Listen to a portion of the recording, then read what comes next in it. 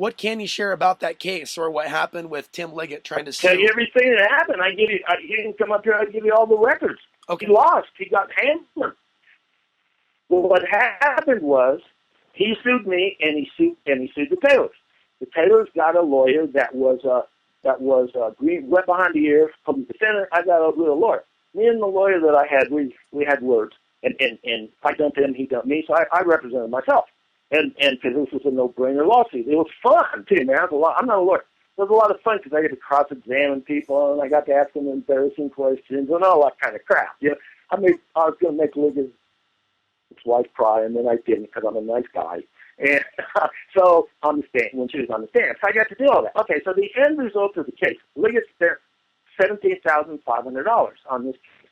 Okay, so at the end of the case, the judge ruled because for a couple of reasons.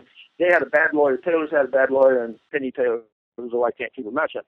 But the judge ruled that the Taylors had to move off their property. They had to move out of their motorhomes because there's a covenant they're in San Luis Valley Ranches, which is just north of Rio Grande Ranches. There was a covenant that said you couldn't live in a temporary dwelling. Now, that covenant didn't say you couldn't build a house and live there, but that lawyer didn't go after that, which really surprised me. So the judge ruled that the Taylors had to move out of their motorhomes, which they were living in. Period. That was it. Then the county went after him later and said that it was this gets really milky because at that point, and there was nothing against me. The judge just dismissed anything against me. Then Leggett sued me and the Taylors for their court costs, which was $17,500. I got another lawyer to have him file an answer because I needed to have the T's crossed and the I's dotted. He filed an answer, and of course, I didn't have to pay anything, obviously. But they got a judgment against the Taylors because the Taylors didn't file a goddamn answer because they're idiots. So they lost the bet. They don't have any money, so they can't pay anyway. So you can't get blood out of the turnip. We don't have debtor prison, so who cares? So Leggett spent $17,500. Then the county goes after the Taylors, and somehow they convince a judge. And I wasn't involved in this, but I heard about it.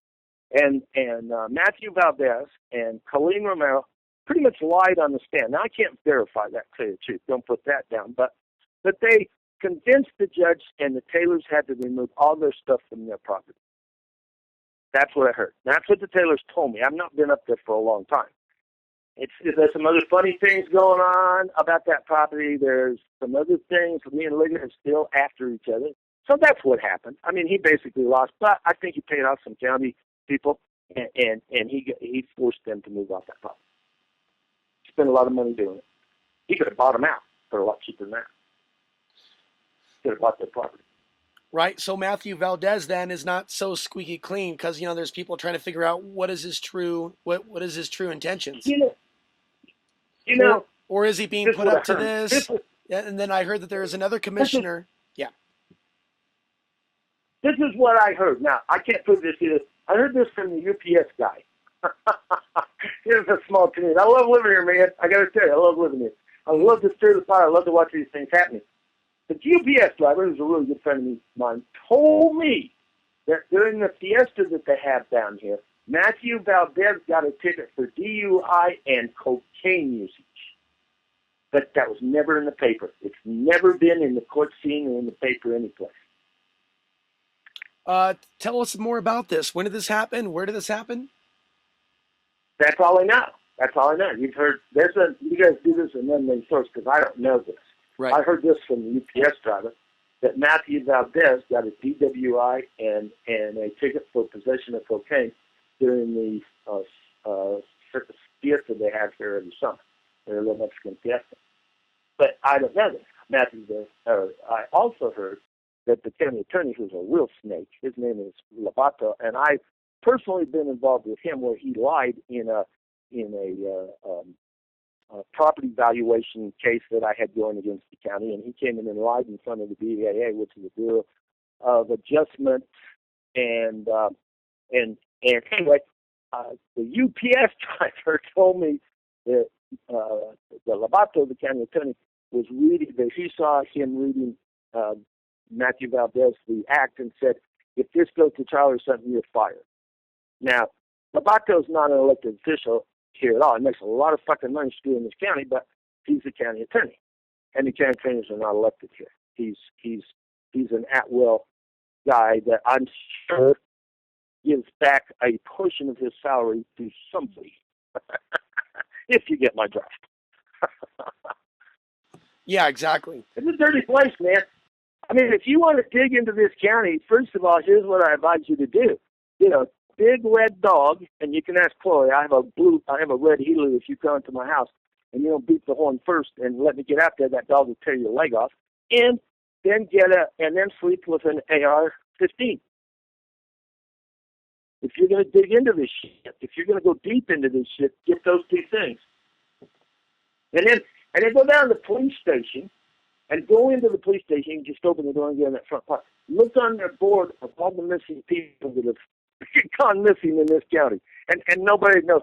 Well, somebody does, obviously. But nobody knows where they are, where the bodies are. People do know where they are, but they're not going to tell where they are. But there's so many people that are missing in this county that have been here today and gone tomorrow and never be seen again, like Brother AJ and the girl Veronica and on and on and on. It's a dirty place, man. You could be the next Woodward Bernstein out of this mess. Really? It's that wild, huh? Yeah, it's the Wild West. I never joke about it. I tell people this joke. It is as dirty as it gets, man. The problem is, here's the difference between us and Taos County, is that we don't have enough people in here that are demanding an overseer thing. We don't have audits of the housing committee like they do in Taos and so forth like that. In Taos, down in New Mexico, like I said, this is my favorite joke about Taos. Every time there's some kind of a state audit, somebody's going to prison. and if you read the Taos paper, you go back and look through the Taos paper of all the people that have been indicted and so forth because they were like Medicare or housing authority or food stamps or God only knows what. if there's a way to steal, they're stealing it. School systems, on and on and on and on and on. Yeah, going back to... And we're the same. Mm-hmm. We're the same here. It's just we don't have an overseeing committee. And I suspect that is another reason why they want to get all those gringos out of here. Because if a gringo comes into power that's an honest person, or anybody that's an honest person, it's not part of it's not on the take, not of what we call the infamous bro system. And the bro system is, you watch mine, you steal over here and I'll steal over here and we'll split it. And I've seen the bro system work a lot. And if somebody gets in that's not part of the bro system, starts looking at the books, they're going to go, oh my God. I think a first-year accounting student could break this thing wide open. Well, let me ask you this. There's a lot of marijuana growing, and it could be said that San Luis or people within the town have been growing fairly large quantities for some time.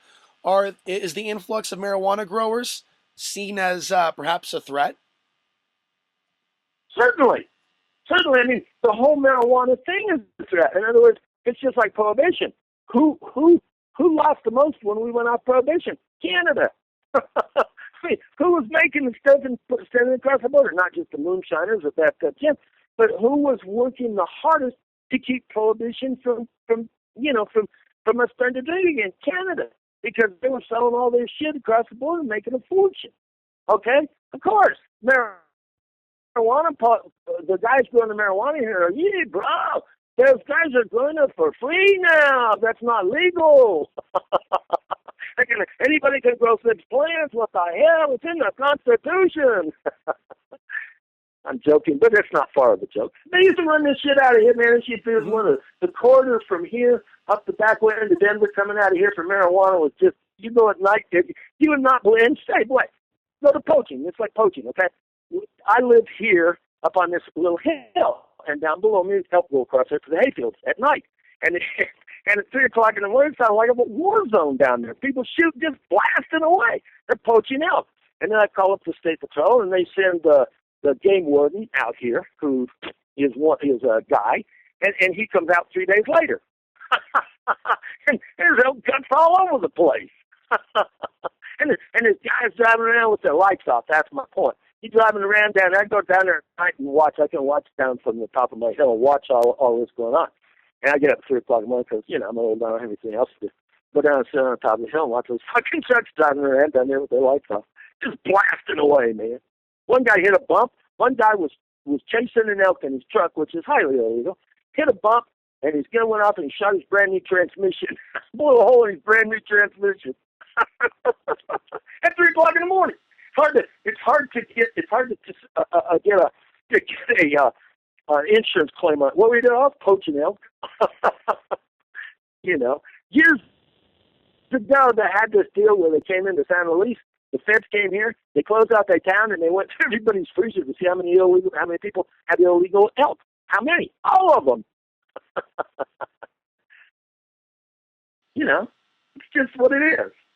Right. I thought you were going to say a drug raid to see how much cocaine was in the town. Oh, yeah, we've got that all the time. We have that all the time.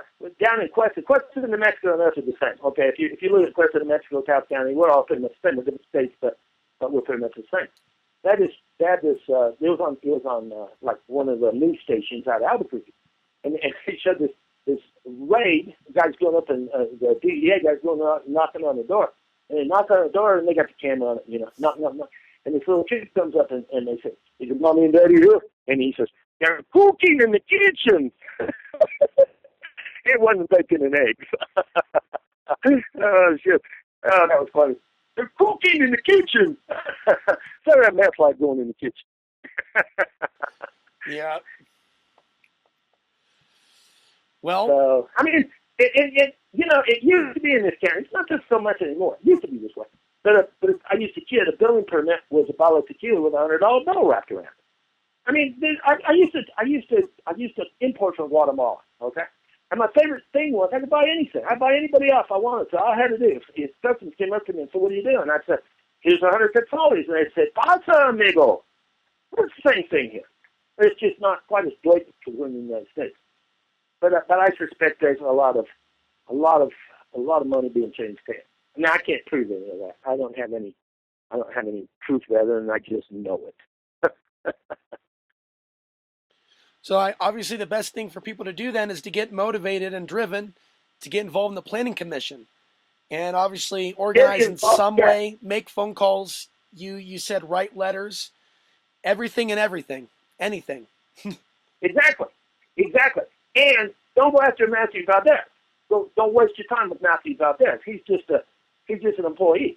He every time I go to Mathew Valdez, like, "What do you say about this?" He says, "I'm retiring in 2 years." Right. I mean, Mathew Valdez knows what's going on. He don't want to do this. He's not interested in kicking people off. He's interested in sitting in that office, being Mathew Valdez, going home at 5, getting a paycheck. That's all he cares about. He doesn't want to do any of this shit.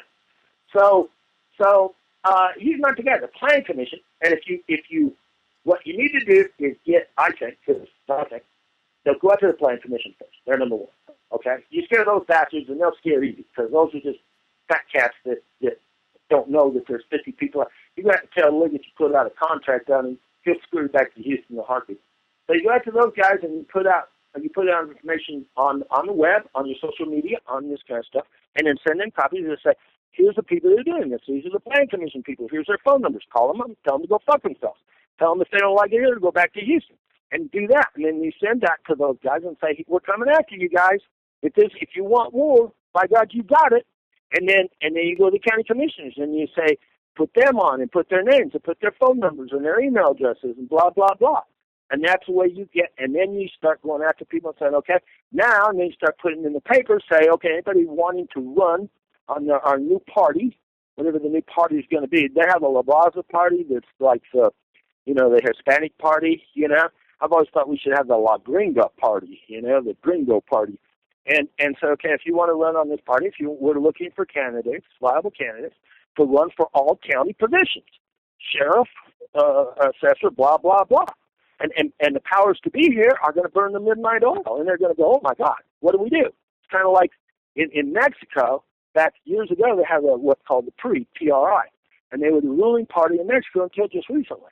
And another party would come up and look like they're going to make inroads, and the PRI just more or less go out and say, okay, yeah, we're going to do that. We'll do the same thing. They just kind of, assimilated the other party. That's the way they kept the power. And people are going to start scaring these guys that they're going to lose their power from all these cushy positions they got in this county. County commission pays $37,000, for God's sake, in the state of Colorado. Holy crap. What do you get? $37,000. You're in for 8 years. That's $250,000 goddamn dollars. Okay, that's a lot of damn beer. Anyway, and tequila. So anyway, you start scaring these guys. Say, and I've always made this joke. We don't have elections here. We have appointments. And whoever gets appointed by the powers to be, and they say, okay, we want this person to be the county commissioner. We want this person over here to be the treasurer. You start walking that boat, and the rats are going to leave. I mean, it's. Look at the Daily thing and Daily Machine in Chicago, for example. I mean, they're a little bit bigger, obviously, than us. You start writing this crap to the Denver Post and dropping them notes, and you get a Denver Post reporter down here and stuff like that. I'm telling you what, it'll be a lot of fun to watch. Carry an AR-14 or AK-47, AR-15, or something like that, load with one in the chamber. When you're doing this. Oh, I don't really have that option right now, but you know, I'm willing to do quite a bit. You know, I'm definitely going to be documenting. Right now in my house, I have a loaded 45 right by my door. I have an AR-14 and an AR-47 and AK-47 and an AR-15 underneath my bed with clips in them, fully loaded. Okay, and I'm not really scared of anything. I just know what's going to happen. You're saying watch my back. Watch your back. Watch your back. Okay. And definitely one thing depending on how deep you want to get into this rat's nest. I mean, this is one of those kind of things that watch your back. Well, you know, in my gut, there's drug dealing going on somewhere, some form of drug dealing. There's things that people already know about San Luis, and so that's the thing that's hypocritical when they point the finger. And they have one of their employees, this Mathew Valdez, say to the Denver Post, you know, we think basically our jail, our Costilla County jail, it's mostly filled with outsiders from over there, the prairie. That's what they've said to the world in the Denver Post. And it's starting to sound like that's bullshit. And from what I've seen, they have their own problems in their own town with people that live there that have attitude problems. And I'm sure they have the jail full in reality. I don't think there's a family here.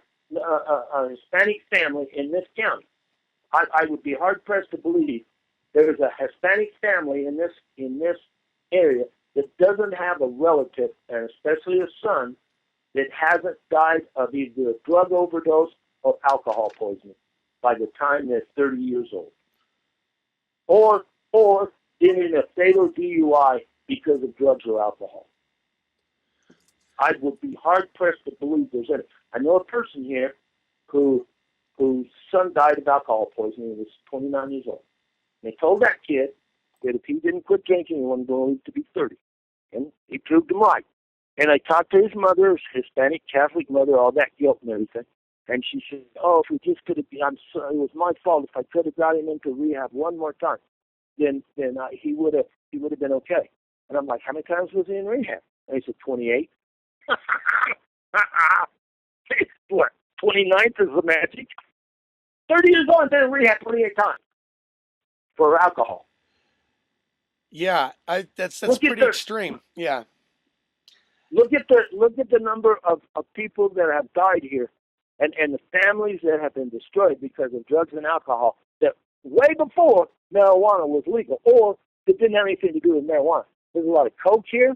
There's a lot of heroin using here. Come on, man, this place is higher than a fucking tiger. Well, Alamosa, they have on their at the garden store on the near State Street on the other side of the tracks. On their sign it says "Stop the meth and heroin." It's gotten so bad in that part of town in Alamosa that a garden store is saying, "Please stop killing yourself with the drugs," and it feels weird over in that area too. I know it. I mean, you're right. I've seen that. I know exactly that store. I've been in that store. Buy things in that store. I know the lady that runs that store. You're exactly right. If you go over to La Puente, go to La Puente where they have the go talk to those people about what's going on in this country. And it's not just the illegals that are coming in here. Okay, if you go over there, there's the La Puente is the homeless shelter kind of thing. They're kind of a big deal. They run the Restore, I think, and they have a Restore and they have a cafe, and they have a lot of stuff. They're a pretty big organization, La Puente. And go and talk to the people at La Puente. Go to La Puente and say, "How's things in Costilla County?" Shit. You Go know look what at would be when you great? drive in there and county. You know what would be Huh? great if the people listening to this, if anybody comes across this on YouTube, this isn't really about blaming or pointing the finger, but kind of highlighting that there are social ills and problems coming from poverty, and dealing with drug addiction, alcoholism, as you just mentioned, which are deeply embedded cultural problems locally. And so for them to be pointing their Right. finger out in the people on the prairie seems to be immoral, especially if it can lead to people becoming homeless, and knowing just a little bit about the history of just this part of Colorado and the removal of the Native Americans, not to go too deep into that. Here you have a story about the Spanish removing the Native Americans from their land. And so, looking at it from the Sure. historical perspective, it's a little alarming to see people